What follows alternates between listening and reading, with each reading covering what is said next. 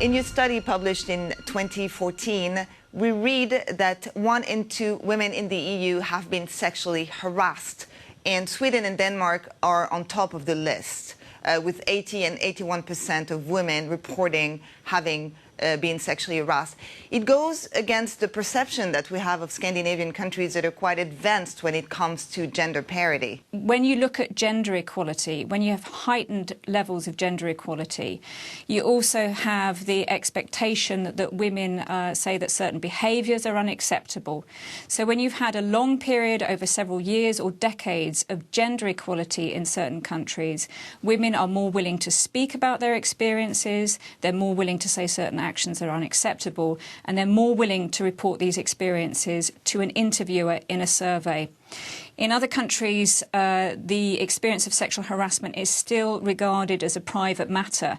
So when we looked at the data, we found, for example, in southern, southeastern European countries, women were often less willing to speak about experiences of, for example, domestic violence to family, to acquaintances, to friends.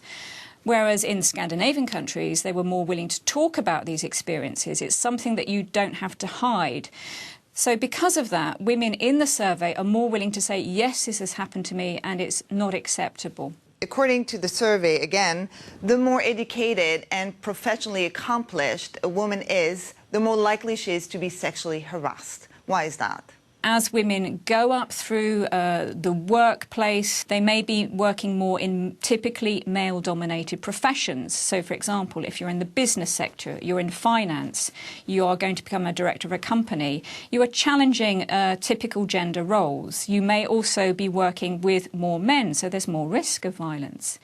If women are working in sectors where you're working with other women, for example, in the care professions or working with children, which are typically female-dominated sectors of work, you're less exposed to the risk of sexual harassment. Also, you're not challenging certain gender norms. The more educated you are, the more perhaps you're aware that certain behaviour is not acceptable. You're less willing to put up with, if you like, certain types of behaviour.